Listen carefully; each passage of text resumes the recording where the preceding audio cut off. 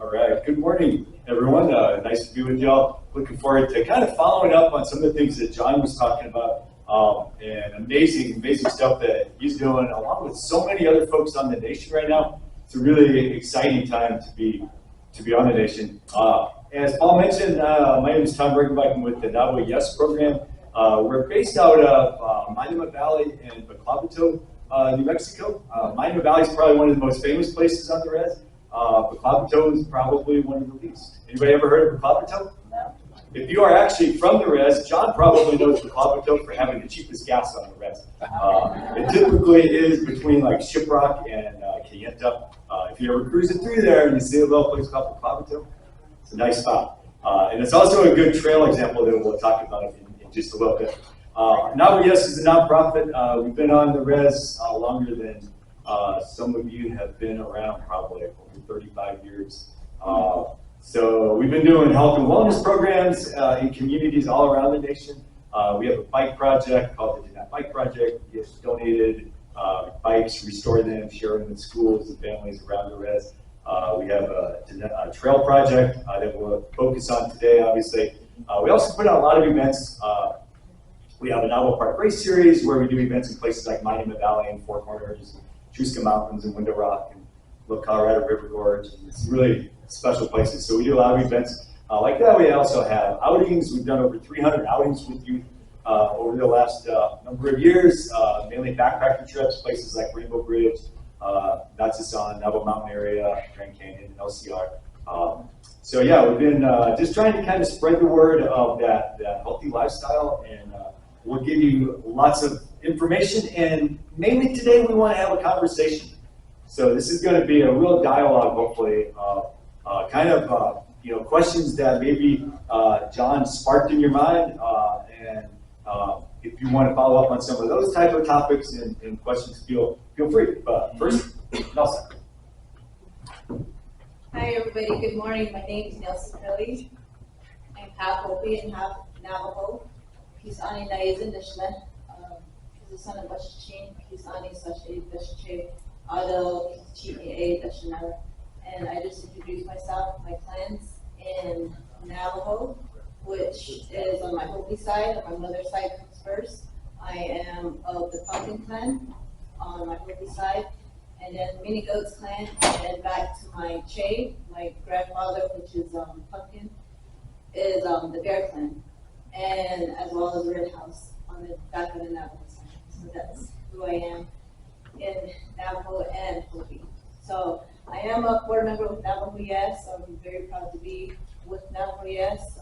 Quick background: I do have 4 children, single mother for many years, and running was an outlet. Getting outdoors was an outlet for myself and my children, and it just carried on, and running out, in our vast Navajo lands is one of our beautiful areas, and not many people, get to see what's in the background, but obviously there are lots of beautiful backcountry out there, and we welcome everybody to join us.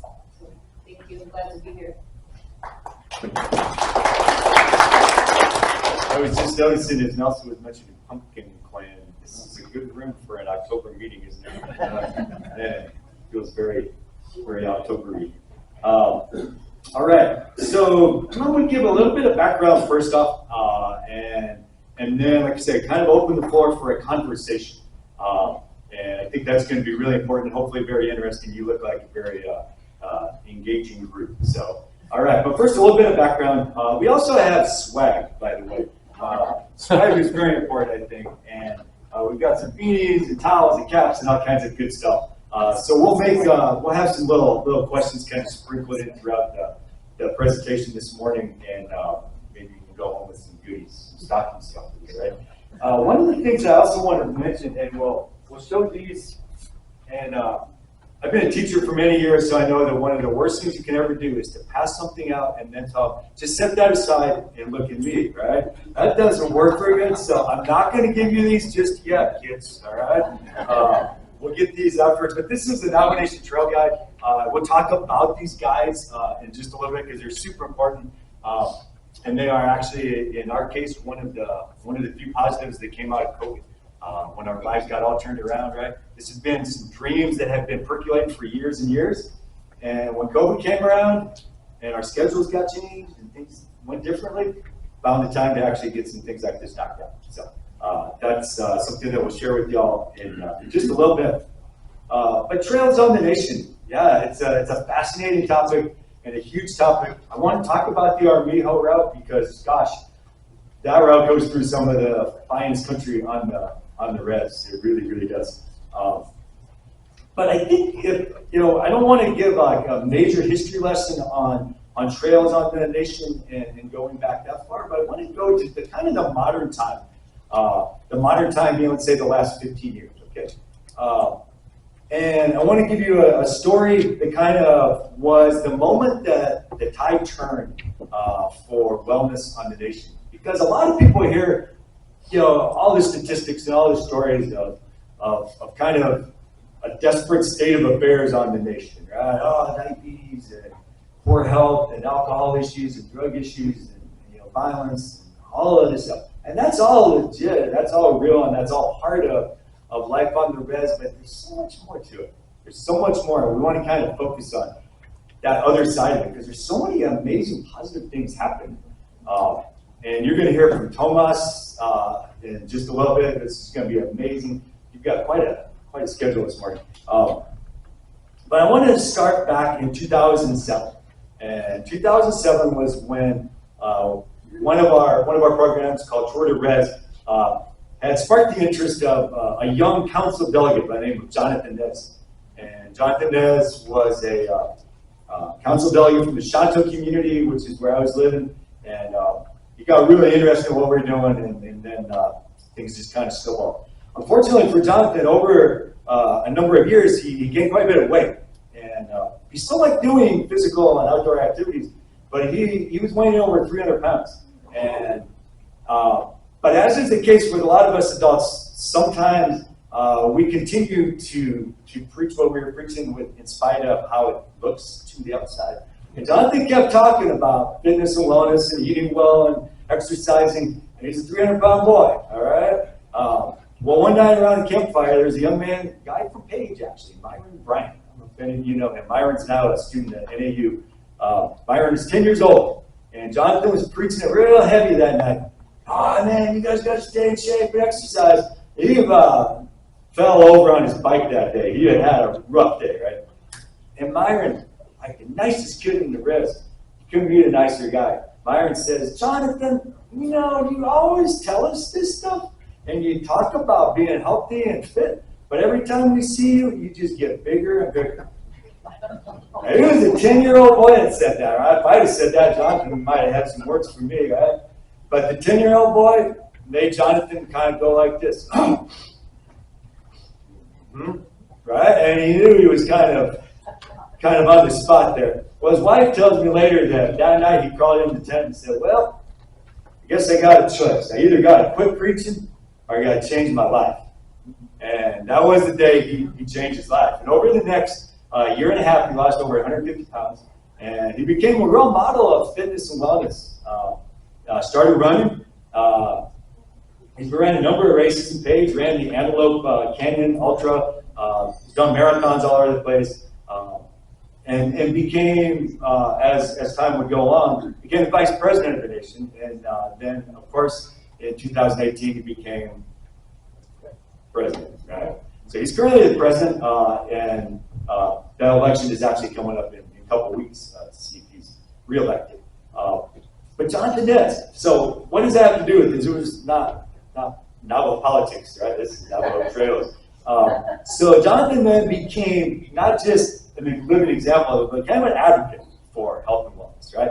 And one of the things that he and I talked about was we need a forum, a platform where people can come together and talk about trails. So in 2015, we created something called the Navajo Trails Task Force. And it was and it continues to this day to be a really instrumental organization in promoting, supporting, advocating for trails on the res.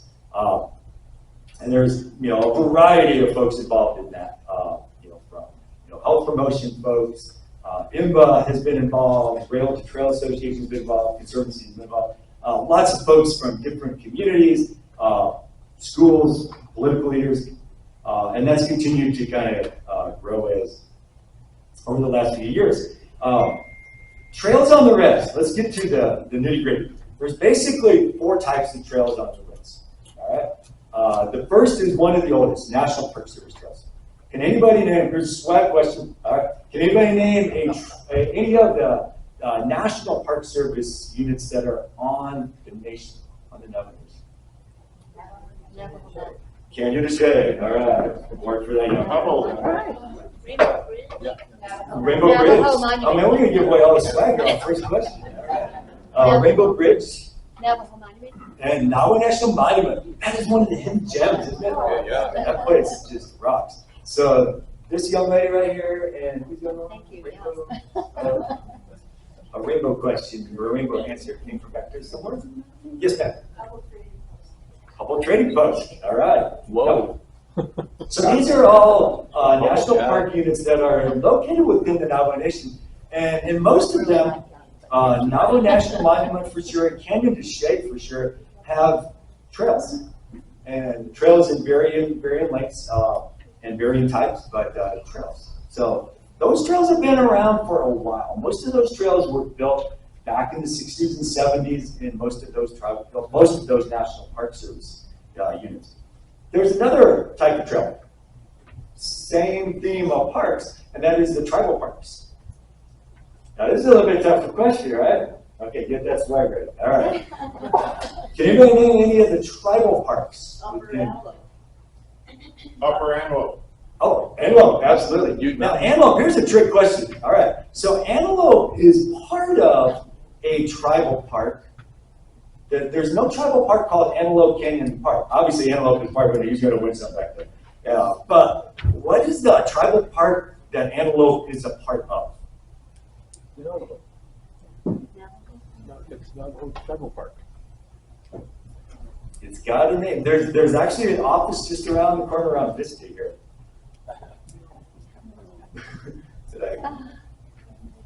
That's where I pay my fees to. Well, there you go. All right. So it's Lake Powell Navajo Tribal Park. Oh. Yeah. So, it's kind of a, and you don't know the name, right? Well, you added a little freakiness in there, so. All right. Well, this gentleman. Oh, and then there's the Ute Mountain Tribal Park. Right. So there's a lot of tribal parks. There's 6 tribal parks on the nation.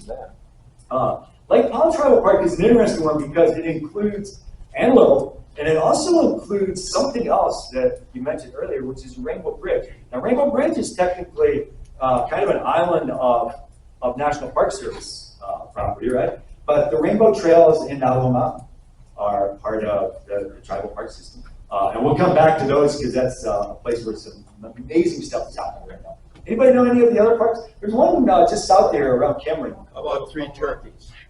Three Turkeys is technically, it's like a community park, but that's a good one. Most people don't know that one. It's a neat place.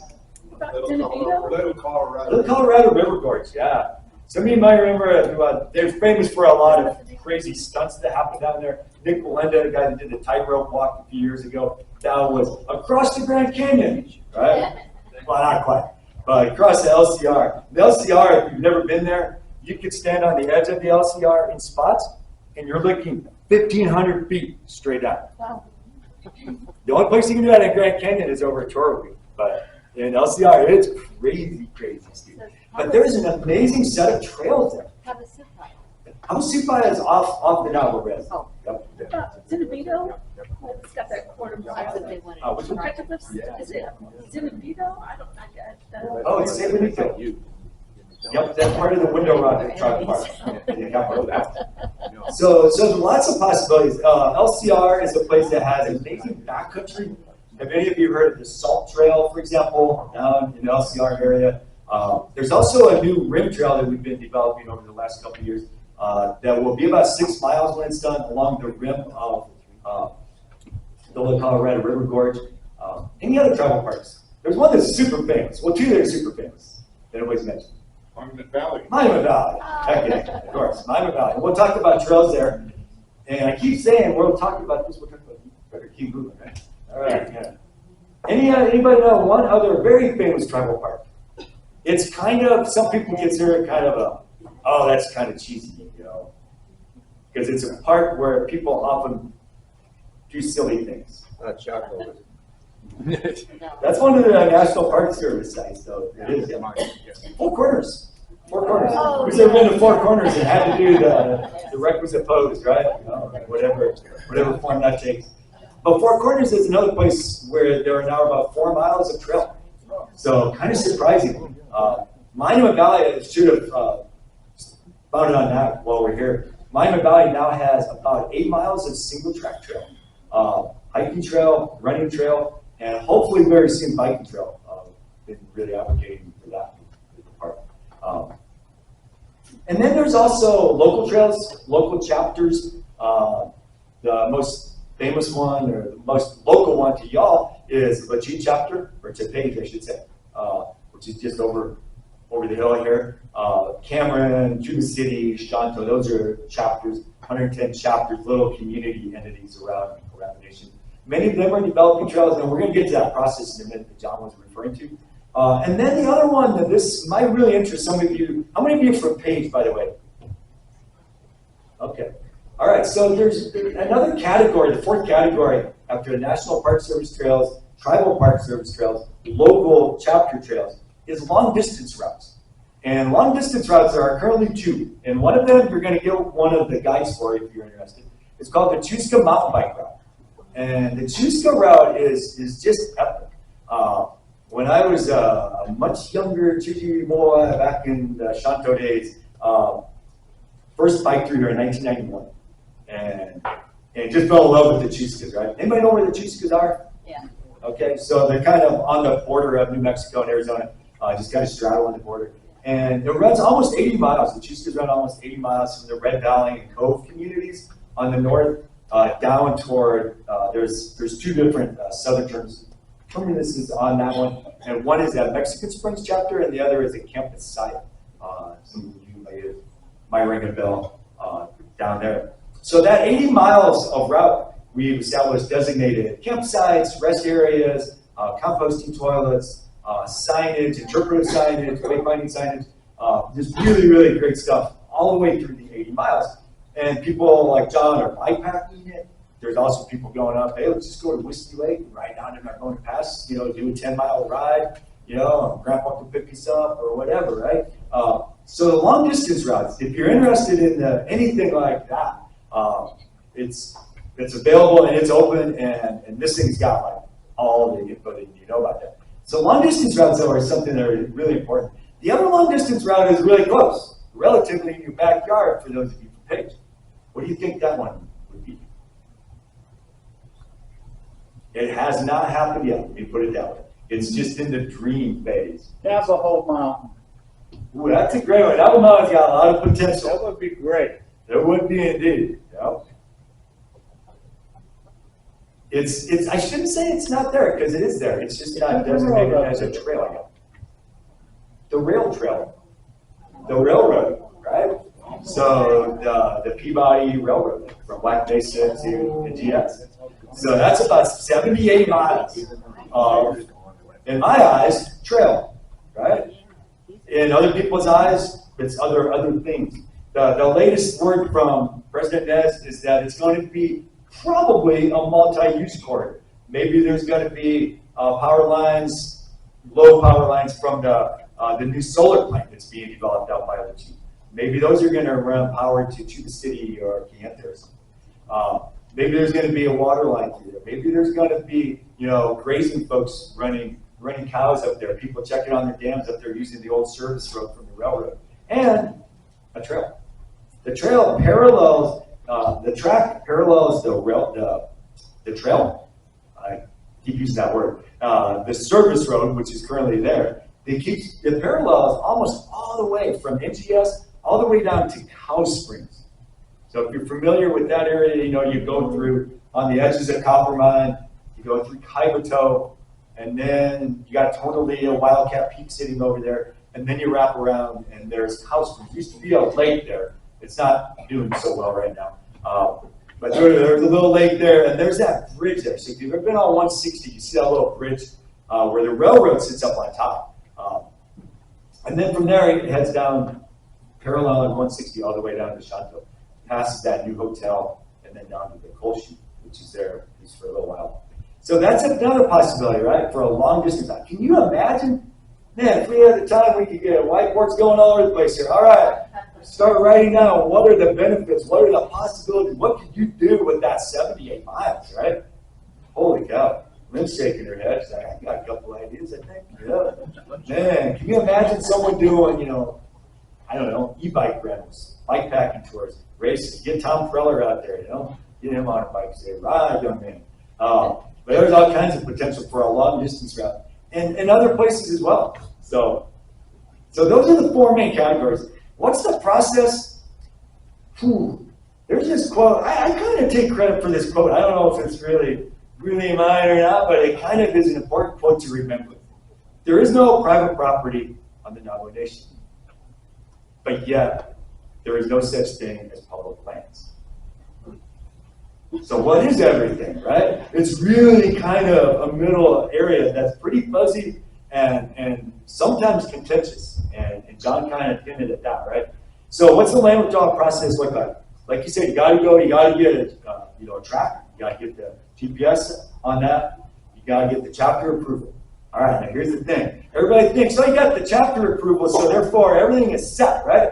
You go to a chapter meeting, it's on the agenda. Well, you had to go to a planning meeting first, and you had to go to the zoning, they call it the club committee, even before that. But once you get to the chapter meeting, they voted up. They approved it. Sweet, you're all set, right?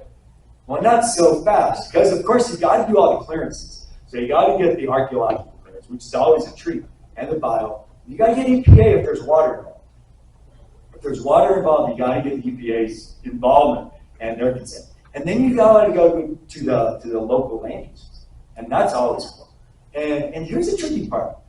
Picture the same situation in the national forest.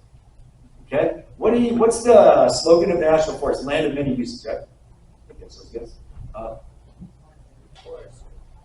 Yeah. So Forest Service, land of many uses. And what does that look like? If you go up to Kaibab Forest today, what's it look like? You probably got somebody getting chipped or getting fired, right? You probably got someone mountain biking. You probably got someone camping. There's some hunters over there. There's some dude with cows roaming over here, right? There's all kinds of stuff going on. And I'm sure it's not always a cakewalk, right? I'm sure that it bump heads once in a while, right? But that's kind of the model that the Navajo land status is based on, right? So when you go to get a land withdrawal, it's supposedly in that same model.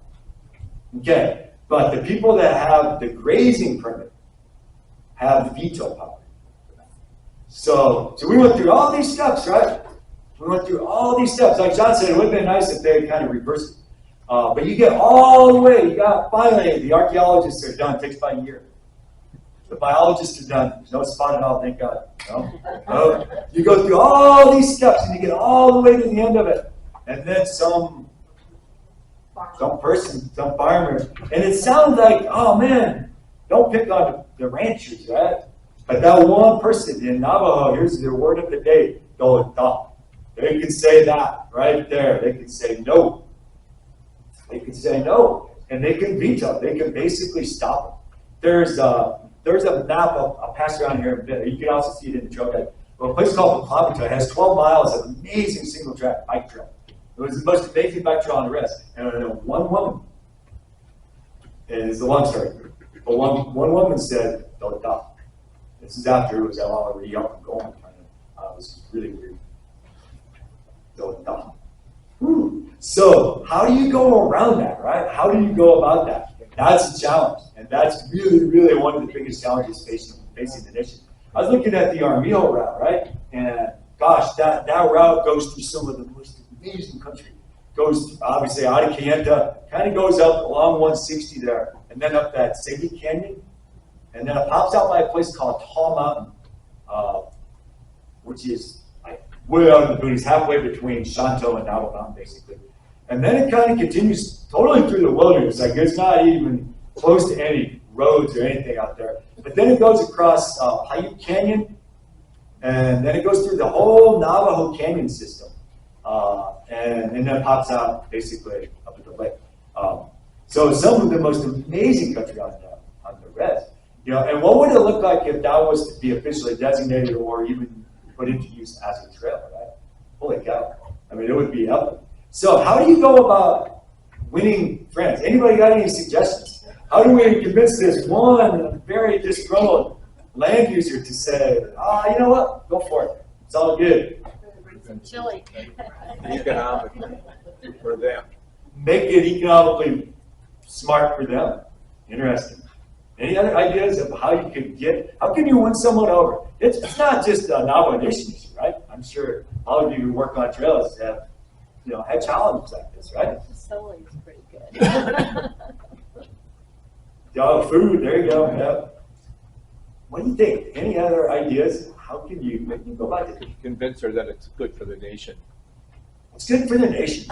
And one of the things that we found is that a lot of folks have fears that are not rooted in reality. And I don't mean that as a slight, like, she doesn't know any better. But, those people are going to litter. They're going to trash it. They're going to vandalize it. They're going to do all these bad things. They're going to chase my goats probably. Whatever. All these horrible things are going to happen if this trail is in place. You can tell them it's going to help preserve their culture, and it's for the younger generation. For the younger generation, right? Man, that one keeps coming back to you. It's so important. There was a woman in Tonalea, we were talking to her about the rail trail concept. And she's like, I don't think I like it. She says, I live about half a mile from the railroad. And that's close. So if that becomes a trail, there's going to be people right there. And I thought, wait a minute, the railroad's been there. That's better than the railroad, right? And I said, if you think about it, basically I just said that, right? Isn't it better than the railroad? And she made the funniest comment. She wasn't trying to be funny, but I kind of chuckled. She's like, yeah, but you know what? Back when it was the railroad, I'd see Harold Benally driving by. Some of you know Harold, right? He was one of the engineers out there. I'd see Harold driving by, and he never stopped once. It's like, that's a good point.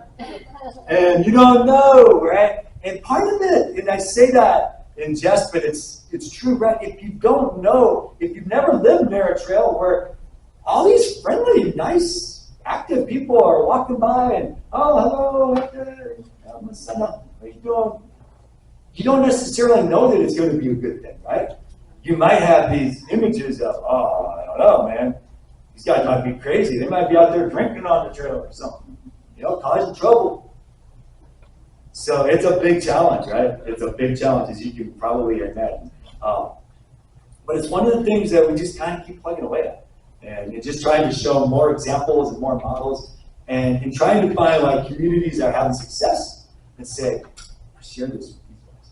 Shanto, many of you are familiar with Shanto community, right? Shanto is a place that doesn't really quite have those concerns at very, very high levels. They're a little bit more open to this idea of the rail trail in this case. And partly because Shanto has kind of opened its arms to visitors and other folks over a number of years. And that kind of continues, and I guess Shanto has determined that it's been a positive and not positive for their communities. The other thing that I want to focus on too is it's not just tourism, it's not just economic benefits. And honestly, as NavajoYES, it's one of the last things we ever talk about with communities and with families and groups is it's about local community, right? It's about community wellness. It's about getting people out and actually interacting, with nature and being outdoors. We just got a big grant from I shouldn't say big, but a nice grant for us from the NRPA, which is the National Recreation Park Association. And the gist of the grant was improving park access. And for us, it's really interesting because most of the other recipients in this, their goal is basically to get people of color, minority groups, into the parks, right? Pittsburgh is one of them. And, hey, we want to get everybody into our parks. Ours is a little bit different because ours, most of the tribal parks, we've got lots of visitors, and who's the only people that aren't coming? People always ask me, hey, can we visit the parks? You know, people who are not local, let's say that. Of course, right? And unfortunately, I shouldn't say that, but as the fact is right now, most of the visitors, I was just telling someone a bit ago, probably today in Monument Valley, 99% of visitors are tourists, are non-local, you know, of all sorts. And that's great, that's good for the local economy for sure, right?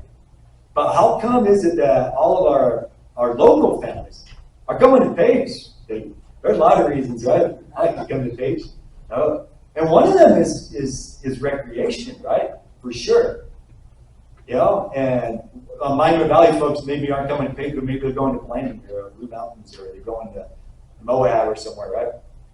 How do we get more people to local families to stay on their nation, to stay on their land, and to enjoy recreation? I mean, come to Page for all these reasons. You know, you go to Walmart, you go to get oil change, get a haircut, all these things, right? And recreation is one of them too. Believe it or not. I mean, you would think, well, Monument Valley is like one of the wonders of the world. Everybody's going to go there, right? Not necessarily. And it's one of the things we always talk to communities. You know, talk to Monument Valley people. Talk to them all the time. You know, why don't you spend more time? And there's a lot of factors. But trying to change that is important.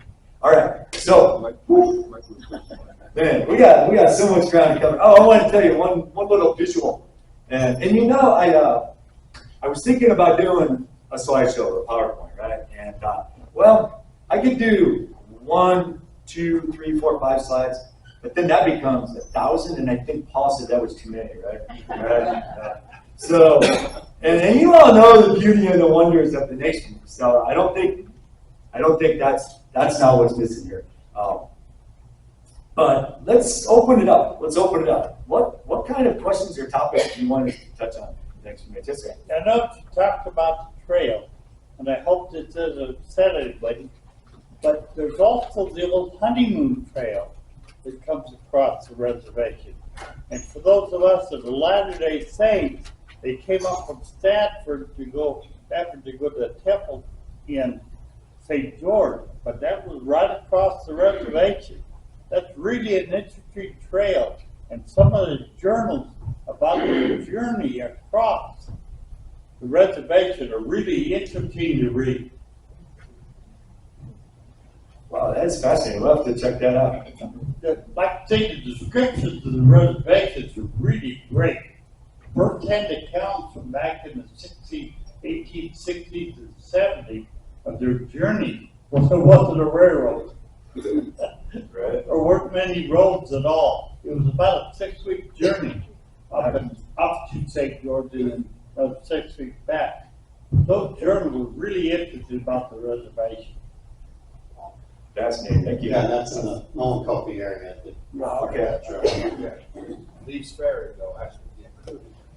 Absolutely. And actually, yesterday, the folks from the Lake Navajo Tribal Park were down at Lee's Ferry meeting with National Park Service on some joint things. So. This isn't a question, just a comment. I work in the travel industry, and I work with an agency in Albuquerque, and they're a member of a large consortium of travel agencies. And they did some surveys, a lot of surveys during COVID. And one of the things that we found out from the surveys from a lot of agencies, not just ours, but a lot of the clients, they are really into sustainable travel. They want active travel. All of the young people now, they want travel that includes cultural experiences, historical experiences, and activities. So, I mean, it's like the door is wide open, and I hope everything that you're talking about comes to fruition.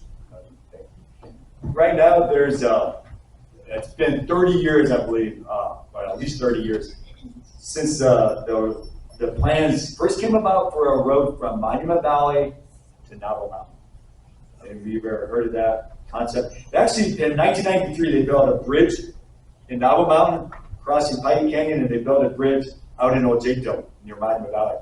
It was 1993. Oh, and the bridges are just waiting for a road to connect them down.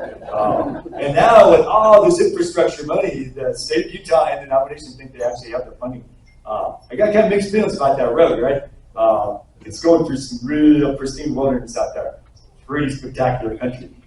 The thing that they keep advocating for, President Nez is really advocating for this road. He said, well, it is going to change the things. Obviously, it's not going to be quite the wilderness vibe, but it's also going to make things more accessible.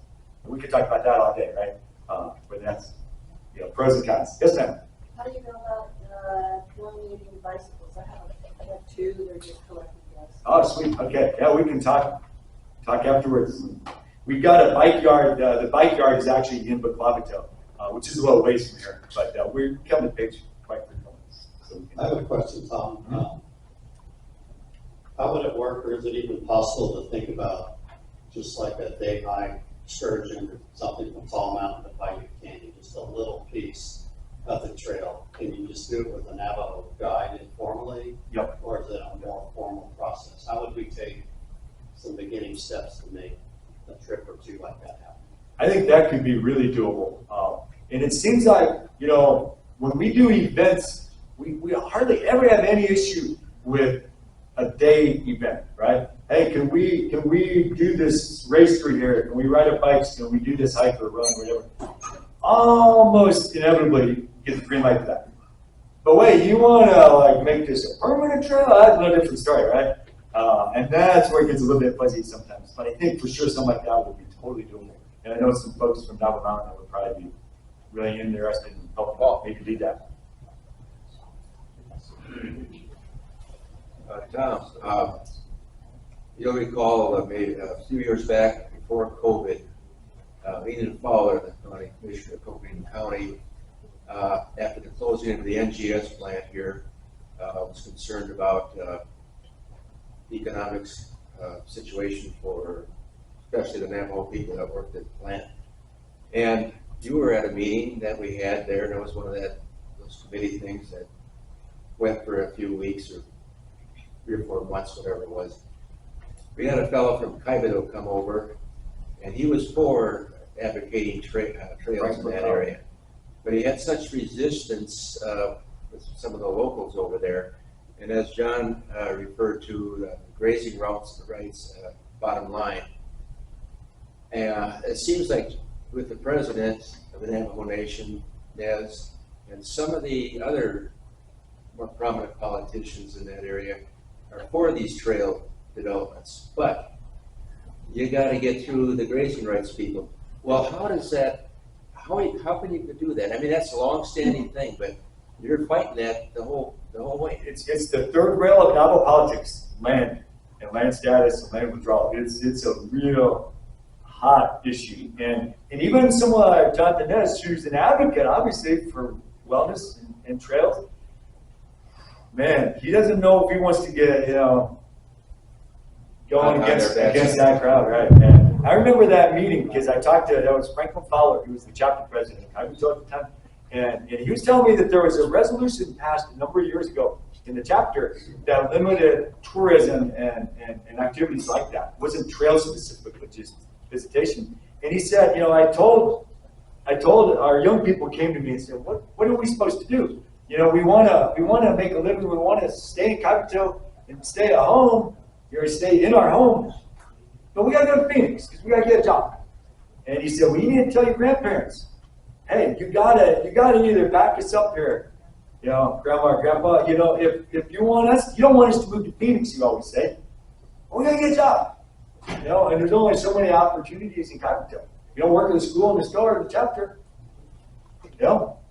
So it's a great point. And it's kind of never ending. It's hard to find that resolution. We're still searching. I think you're making great strides in breaking through on some of that, because those elders, they really care about their grandchildren.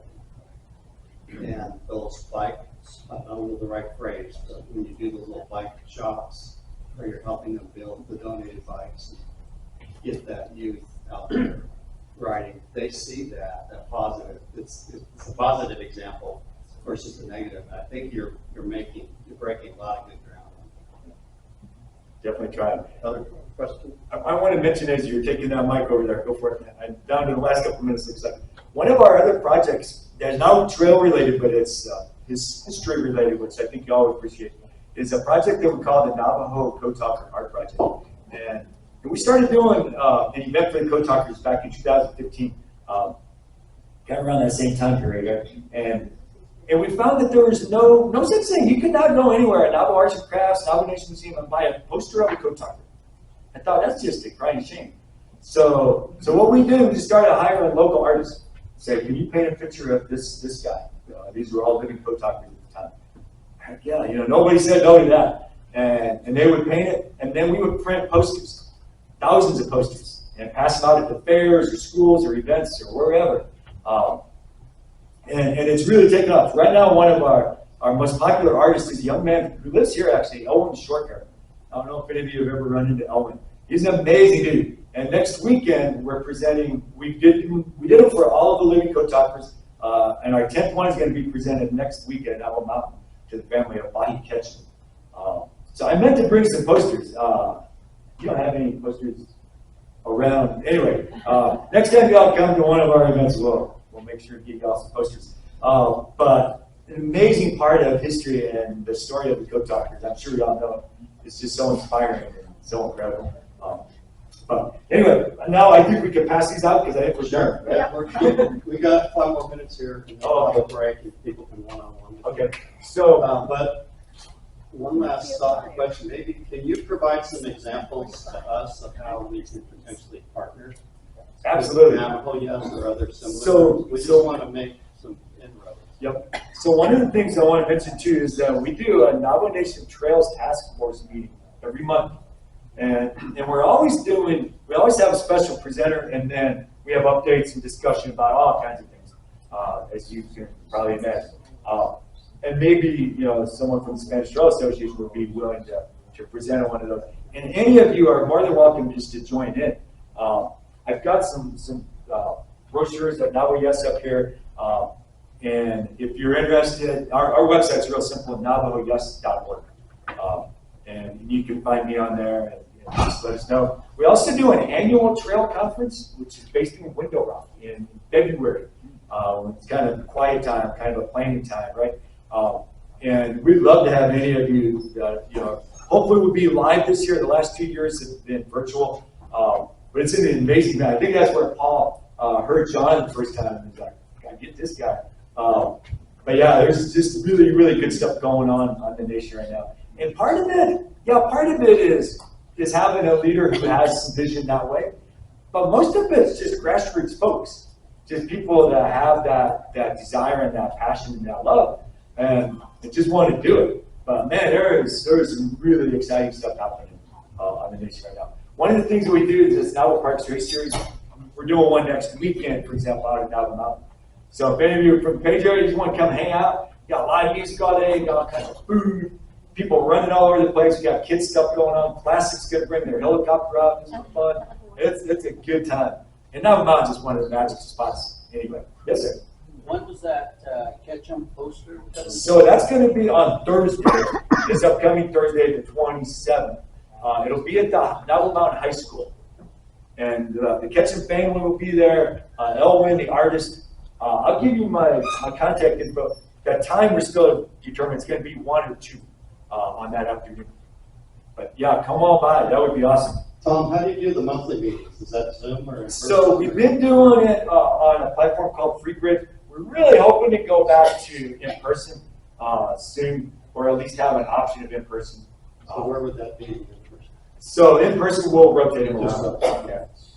But yeah, so again, NavajoYES.org. My email is real simple as well. It's chuskaman@yahoo. So CHUSKA, like the mountains, chuskaman@yahoo. So you can just shoot me an email there if you are interested. But yeah, and election day, we can have away. Don't forget to vote. All right. Let's give NavajoYES, Tom and Nealsa, a round of applause. Yeah.